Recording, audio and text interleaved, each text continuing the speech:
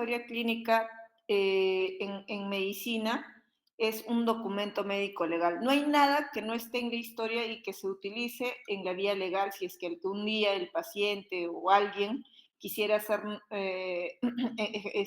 quisiera realizar una denuncia o quisiera pues generarnos algún dilema o problema médico legal. Así que todo lo que nosotros escribamos en este documento, que es un documento médico legal, puede pues salvarnos o hundirnos en dicha situación. Así que es importante que recopilemos la información lo más verídico posible y transcribamos y reflejemos lo que realmente está sucediendo con este paciente en torno a su enfermedad. Recuerden que es un documento en el cual debemos preservar la privacidad del paciente, no podemos divulgar la información que nosotros estemos recopilando. Y si en algún momento pues se pusiera en discusión el caso, siempre se maneja con las iniciales que nos puedan ayudar a identificar ese paciente. No nos permite identificarlo, solo lo manejamos con términos de iniciales para salvaguardar la privacidad y la confidencialidad de ese paciente. Uy, perdón, hoy se bloqueó, un segundo, se bloqueó mi laptop, ahora sí. Entonces, ¿cuáles son las partes de esta historia clínica? La historia clínica va a tener una primera parte que es la afiliación, en donde va a incluir todos los datos personales del paciente, desde el nombre completo, la edad, el género, la nacionalidad. Es muy importante que coloquemos la ocupación del paciente y más aún en la parte respiratoria porque existen enfermedades ocupacionales asociadas a la manipulación de diferentes sustancias, por ejemplo, los pacientes que trabajan en mina, los pacientes que trabajan como picapedreros o los recicladores, etcétera. Todo eso representa un factor de riesgo que para nosotros nos orienta a la generación de ciertas patologías respiratorias. También es importante colocar el lugar de procedencia, el lugar de nacimiento, para ver si hay alguna patología asociada a su sitio de origen. Es importante colocar si se encuentra casado o no, para brindar los datos o la información del paciente, si en este caso el paciente estuviera inconsciente, a quién vamos a brindar esa información. Por lo general, por temas legales, se brinda a la esposa y si no estuviera casado, a su conviviente o al familiar de primera línea. Así también debemos detallar el grado de instrucción de ese paciente para saber si según su grado de instrucción, la forma en la cual nos podamos comunicar y transmitir la información respecto a su estado de salud. Es importante colocar la fecha y la hora del ingreso de este paciente a la institución, ya sea al área de emergencia o al área de medicina o al área en la cual se encuentren ustedes y le estén realizando la historia clínica, que es diferente a la hora a la que ustedes van a realizar la historia. Son 2 horas diferentes, ¿sí? También debemos recordar, colocar, si es que se sabe, el grupo sanguíneo del paciente y la persona responsable a quien vamos a brindar toda la información. La otra parte y muy importante es acerca de los antecedentes. Tenemos los antecedentes familiares y tenemos los antecedentes personales. Dentro de los antecedentes familiares nos interesa recopilar la información sobre enfermedades que puedan ser transmitidas o nos incremente el riesgo de ciertas patologías como neoplasias o enfermedades genéticas que puedan ser heredadas y generar en el desarrollo alteraciones del paciente. Por ejemplo, si tengo en la línea familiar una alta carga de pacientes o familiares con asma, rinitis, alergias, es muy probable que en la descendencia estos pacientes también pudiesen tener algún componente de atopía o desarrollo de asma o de rinitis o enfermedades alérgicas. Si he tenido en la familia antecedentes de neoplasias o enfermedades pulmonares intersticiales, también la probabilidad de que yo las desarrolle suele ser mayor comparado a personas que no tienen este antecedente familiar. Respecto a los antecedentes personales, importa bastante constatar en la historia respecto a la historia sobre su estancia, perdón, sobre el embarazo, sobre si ya hubo problemas durante el embarazo, en mi concepción, si hubo problemas al nacer o si hubo problemas en el desarrollo, en la primera infancia. ¿Por qué? Porque ciertas patologías asociadas al embarazo, como la exposición al tabaco, si hubo preeclampsia o no durante mi desarrollo fetal, van a aumentar el riesgo y la predisposición a enfermedades como asma o un retardo de crecimiento, etcétera.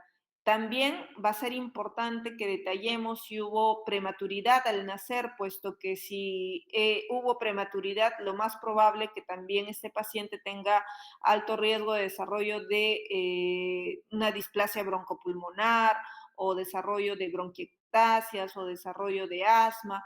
Entonces, todo esto va a sumar a la hora de evaluar al paciente y tratar de identificar la patología que lo aqueja.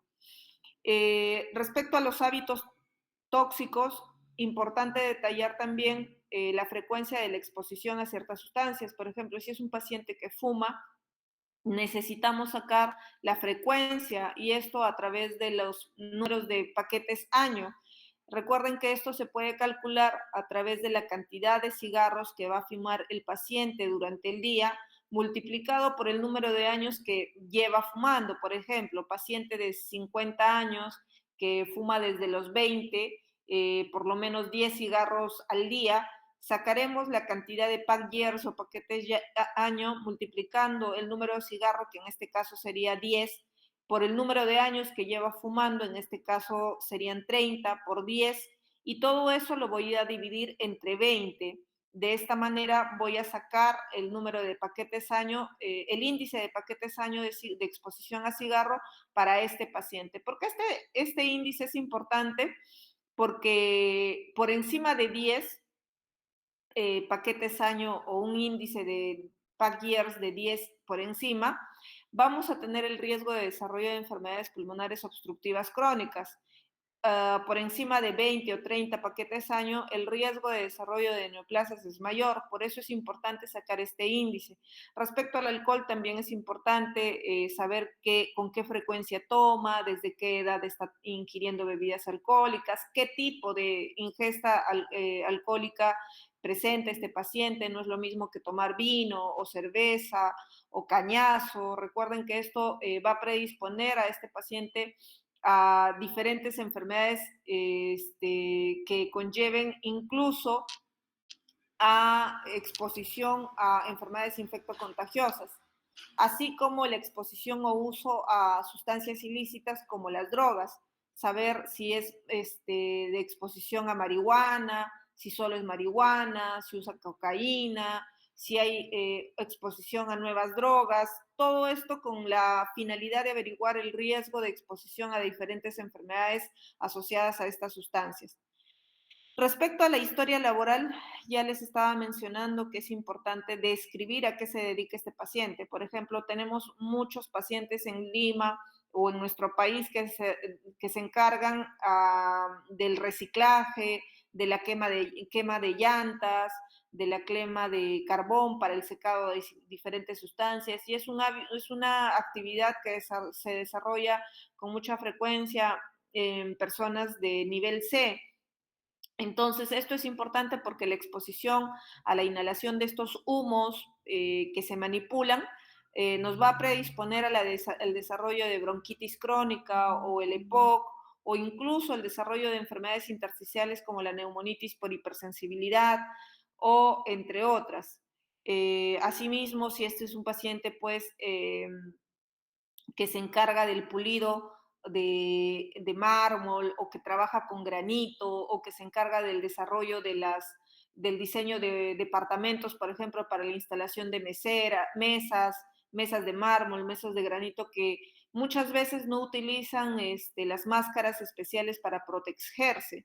Y así en el tiempo pueden desarrollar la formación pues de silicosis o asbestosis y esto en el tiempo generar enfermedades pues, que van a ir deteriorando la función pulmonar de manera progresiva. Entonces, no se olviden, por favor, todos estos datos que deben ser constatados en la historia para poder orientar a los factores de riesgo para el desarrollo de enfermedades respiratorias en el paciente que se vaya a evaluar. Respecto a las características de la vivienda, nos interesa más que saber si tiene el paciente posibilidades económicas o no, es saber si se vive en una situación de hacinamiento. Recuerden que el hacinamiento es uno de los factores de riesgo para incremento y diseminación de las enfermedades infectocontagiosas. Un gran problema en nuestro país, la tuberculosis, por ejemplo. Tenemos pacientes que viven en situaciones precarias, con mucho hacinamiento, que al tener algún paciente o algún individuo dentro de la familia con esta enfermedad, definitivamente al estar en hacinamiento va a haber mayor probabilidad del contagio de la enfermedad a los diferentes integrantes de la familia.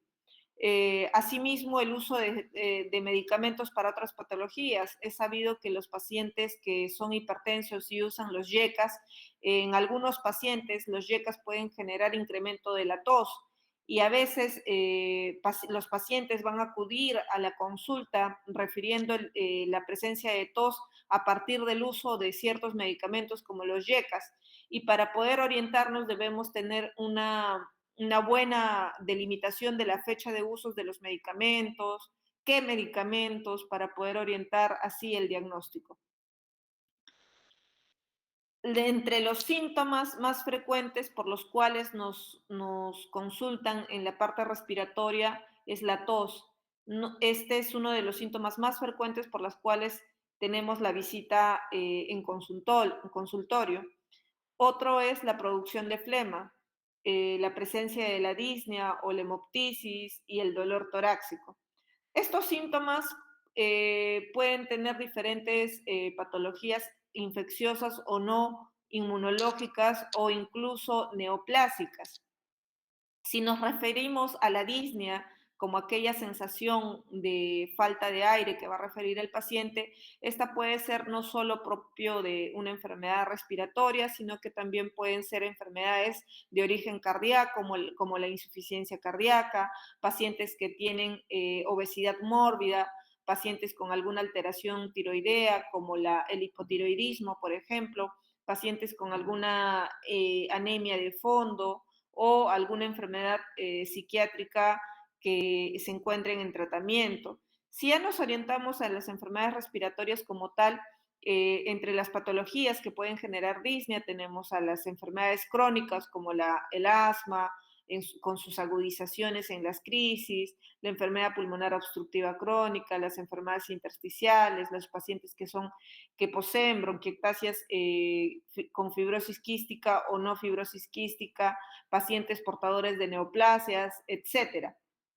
Y si hablamos de causas de disnea aguda, es decir, patologías que van a exacerbarse, por ejemplo, como el asma otra vez, o pacientes que estén cursando con una enfermedad infecciosa aguda como una neumonía, o un paciente con un tromboembolismo pulmonar, o puede ser esta disnea también de carácter traumática, por ejemplo, en aquellos pacientes que estén cursando con algún traumatismo, que es muy frecuente en nuestro medio, por ejemplo.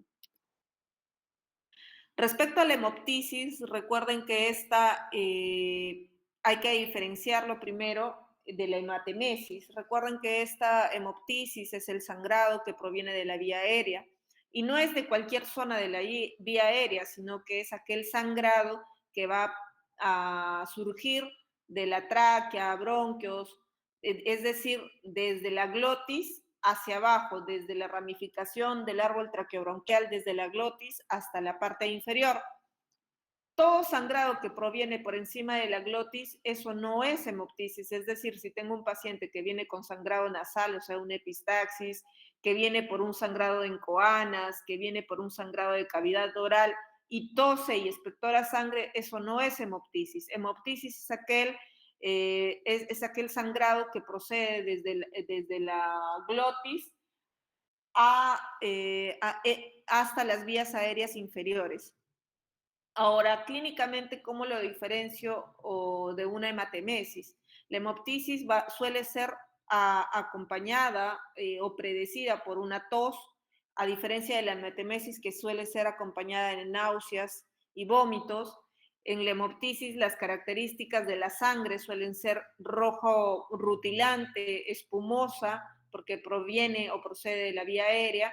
En cambio, la hematemesis suele ser rojo oscuro o marrón incluso, porque ya se habla de una sangre procesada por el ácido gástrico muchas veces, o por eso es que se le conoce en borros de café.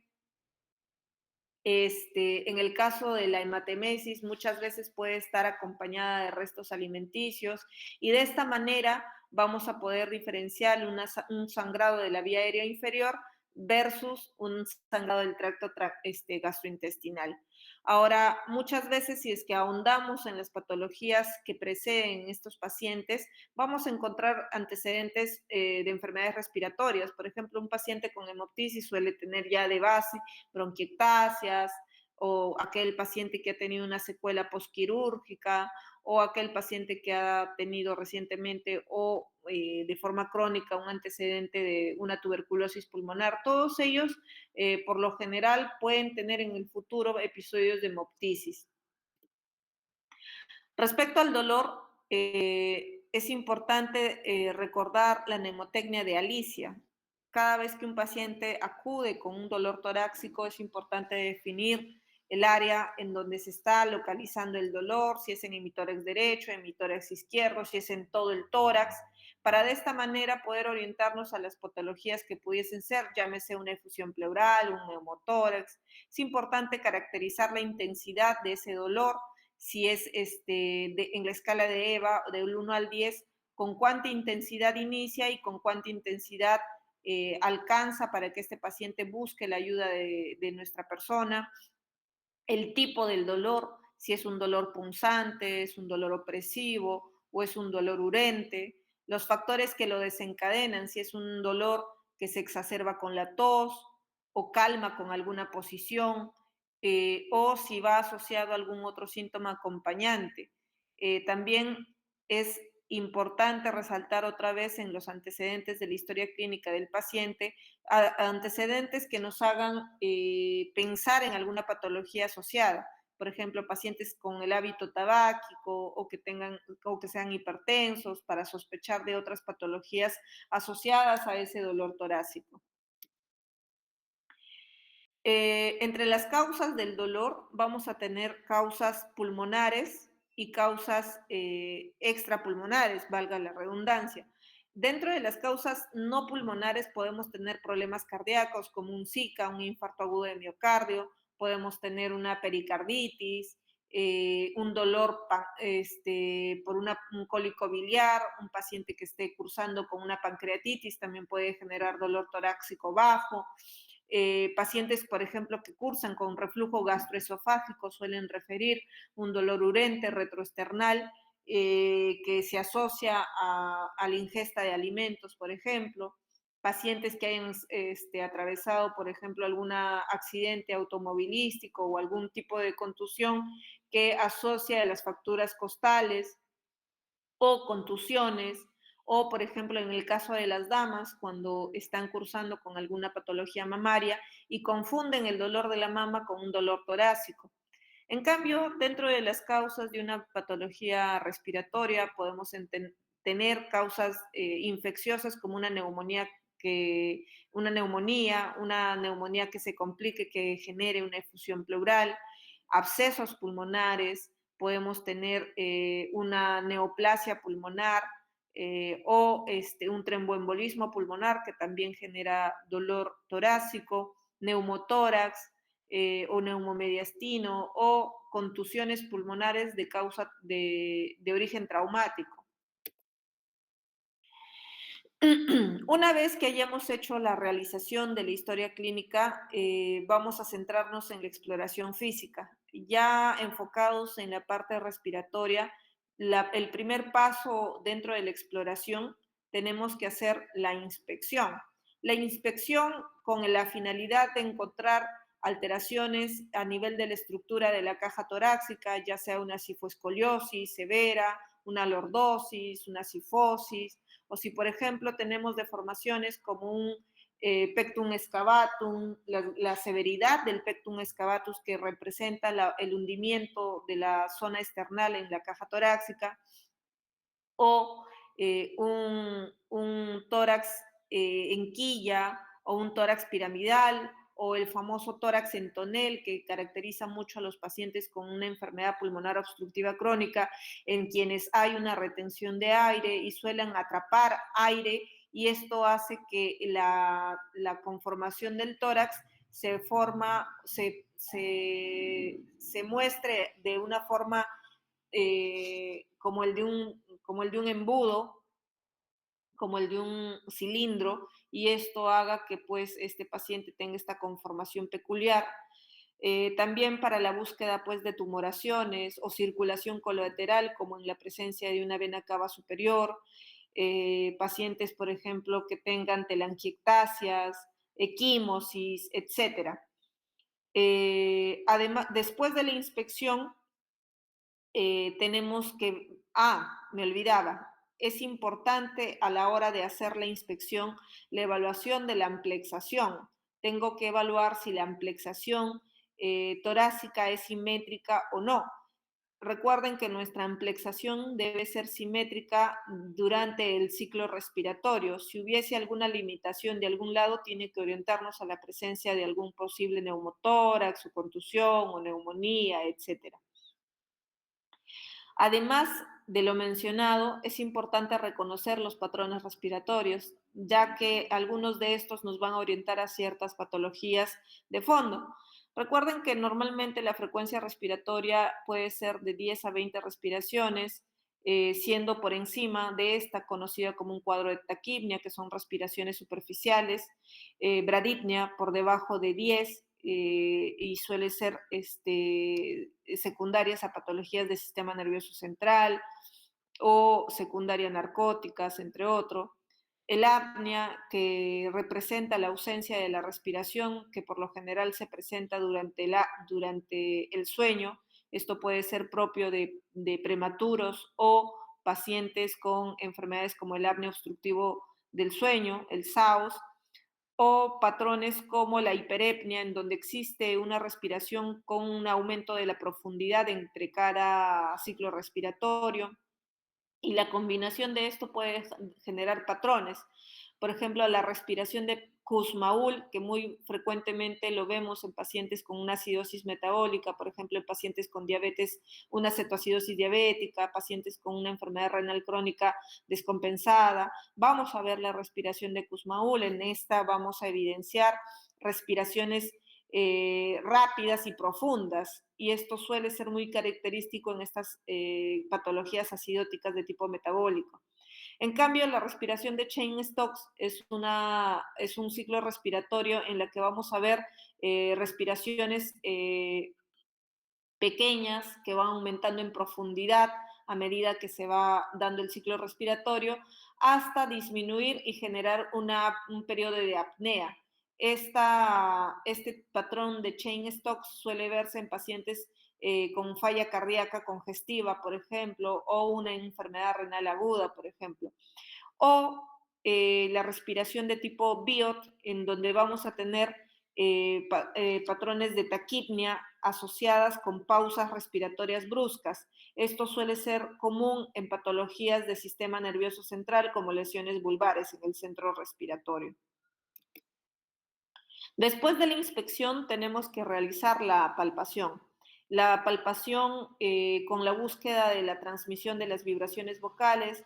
Recuerden que cuando nosotros emitimos sonidos, estos sonidos van a ser transmitidos a través del árbol traqueobronquial, y estas se van a transmitir a través de la caja torácica, y si nosotros colocáramos nuestras manos, como ven en la figura, en la parte anterior y la parte posterior, sentiríamos como unas pequeñas vibraciones. Y eso es normal, eso es lo común.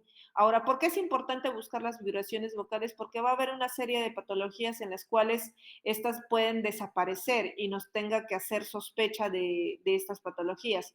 O como en el caso de una neumonía, por ejemplo, que es una condensación, estas vibraciones vocales habitualmente suelen incrementarse en tono. Además de las vibraciones vocales, tenemos que buscar y corroborar la amplexación, esa simetría de la amplexación que estuvimos buscando en la inspección. Vamos a colocar al paciente mirando hacia adelante y nosotros nos colocamos en la parte posterior y vamos a ubicar nuestras manos de la manera como lo ven en la figura 25. De esta manera, nuestros pulgares orientados a la línea vertical de la columna vertebral y nuestros dedos hacia las zonas laterales. En esta posición vamos a pedir al paciente que realice una inspiración profunda y luego una exhalación. De esta manera vamos a poder sentir la amplexación de la caja torácica y esta tiene que ser simétrica. Si en algún momento sentimos que en algún lado está limitada, nos ha de hacer pensar en alguna patología. Después de la palpación, acá en la palpación, además de las vibraciones vocales y la amplexación, tenemos que hacer búsqueda de tumoraciones o la presencia incluso del enfisema subcutáneo. Recuerden que los pacientes que han sufrido algún episodio de neumotórax o neumomediastino van a tener fuga de aire entre las capas del tejido celular subcutáneo. Esas burbujas de aire que logran instaurarse entre las capas del tejido celular subcutáneo se van a sentir como pequeñas burbujas de aire cuando nosotros hacemos o realicemos una palpación profunda en la caja torácica según la afectación. Este enfisema subcutáneo puede ser localizado a nivel cervical o a nivel de una zona del hemitórax, o si en casos severos, incluso esta puede extenderse hasta el rostro o hasta las piernas en casos de neumotórax muy severos. Después de la palpación tenemos que hacer la percusión. Como pueden ver en este paciente, en esta imagen, el médico coloca los dedos entre los espacios intercostales, colocando así el dedo del medio y sobre la cual nosotros vamos a hacer pequeños percusiones para tratar de identificar los sonidos. Normalmente en la caja torácica se va a escuchar como una caja hueca, como golpes que se hicieran sobre una caja hueca. Y eso es lo normal, es la sonoridad y el timpanismo preservado de la caja torácica, porque recuerden que nuestros pulmones están llenos de aire y por ende se va a escuchar como una caja hueca o vacía.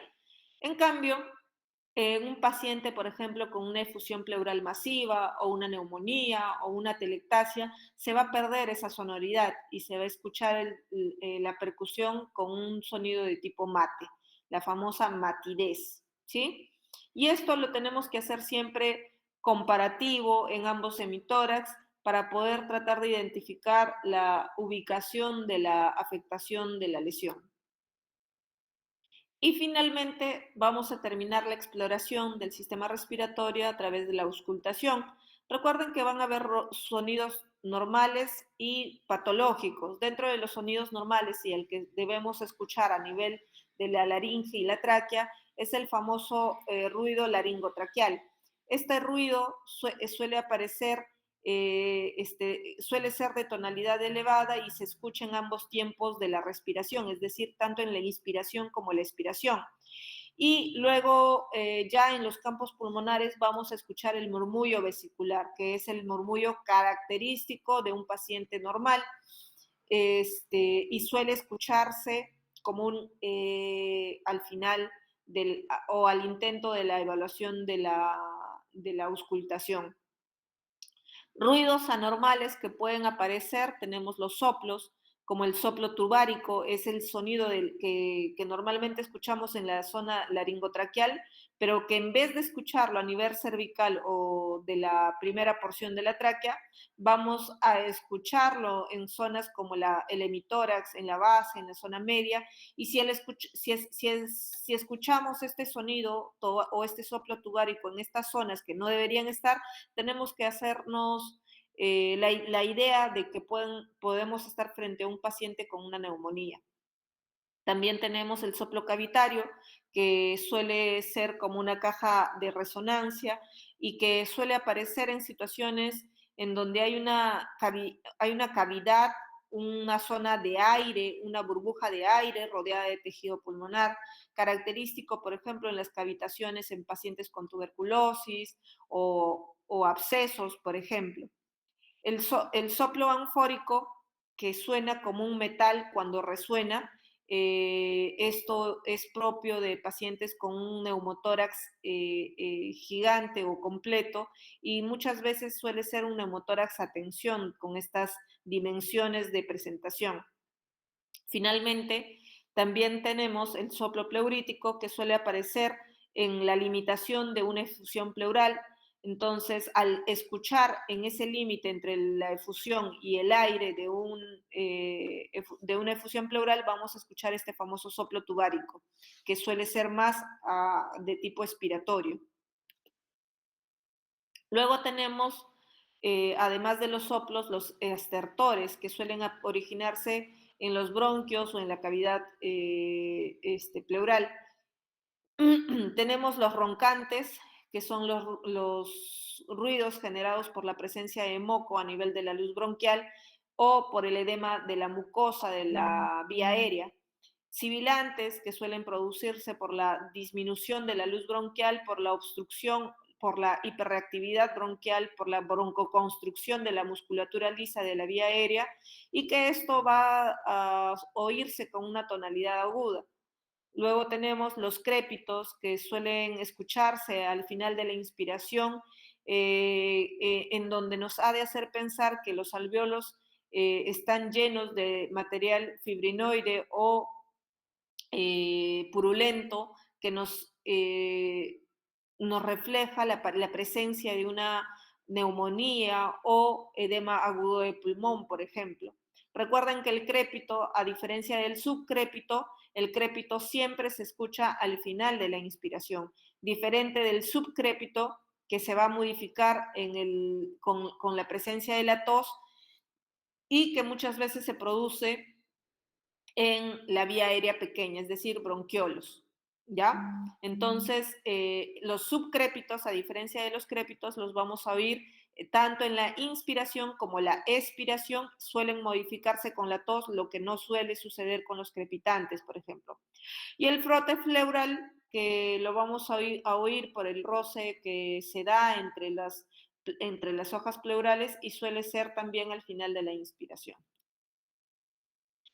También en la auscultación debemos evaluar las alteraciones de la resonancia vocal, como la broncofonía, es decir, cuando le pedimos al paciente que diga 33, vamos a oírlo con mayor fuerza en aquellos pacientes que estén cursando con una neumonía, por ejemplo. En cambio, la pectoriloquia, en presencia de una neumonía, además de fuerte, puede oírse clarísimo. Es como si estuviéramos hablando directamente con el paciente. Normalmente, cuando nosotros no tenemos ninguna patología y auscultamos en el paciente y le pedimos que diga 33, suele oírse de manera apagada y no tan claro. Entonces, cuando existe una condensación de fondo, al pedirle que repita la palabra 33, este sonido se va a oír con mayor fuerza y eso se va a catalogar como una broncofonía.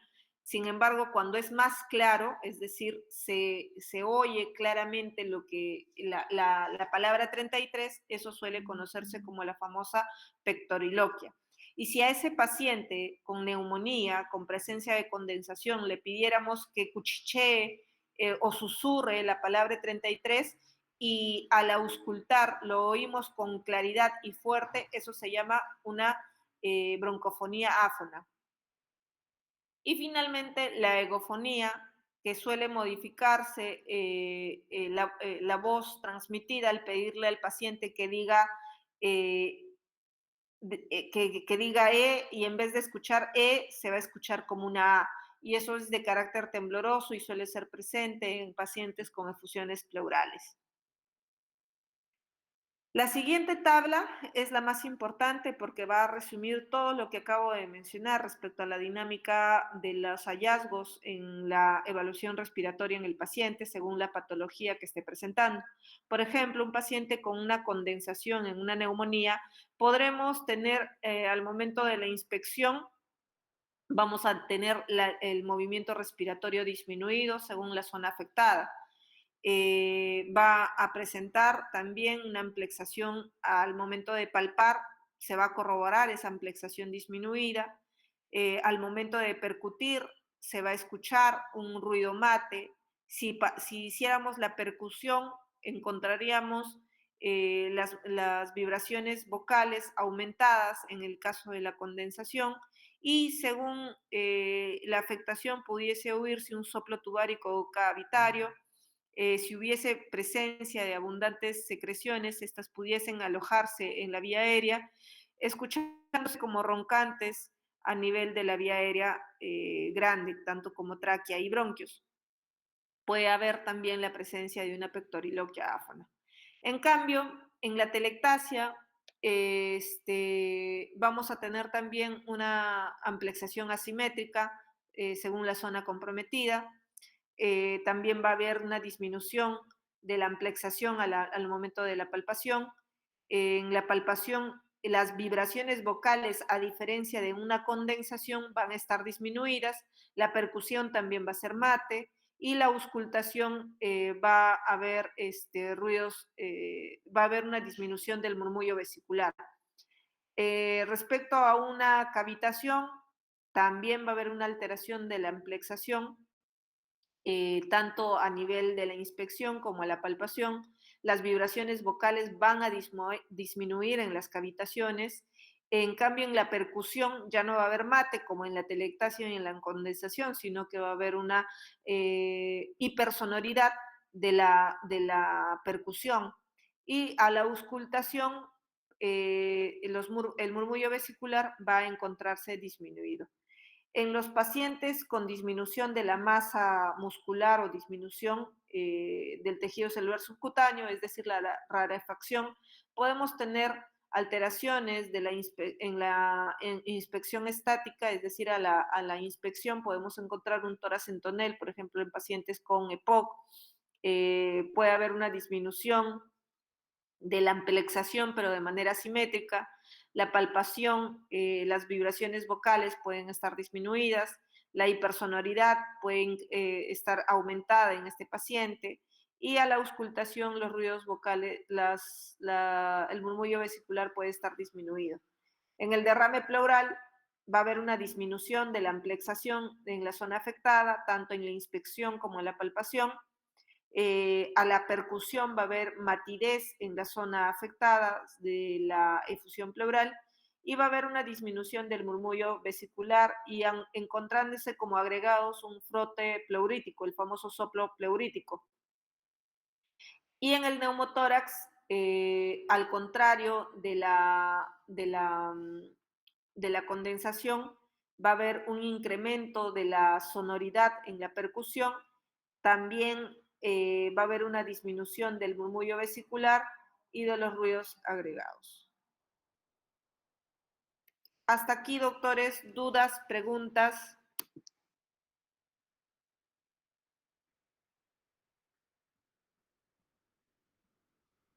No, doctora, todo claro. Todo claro. Listo, chicos. Entonces voy a compartir las diapositivas con su delegada y ya nos estamos viendo en la siguiente sesión. Que tengan buenas noches. Muchísimas gracias, doctora. Hasta Hasta luego. luego. Gracias, doctora.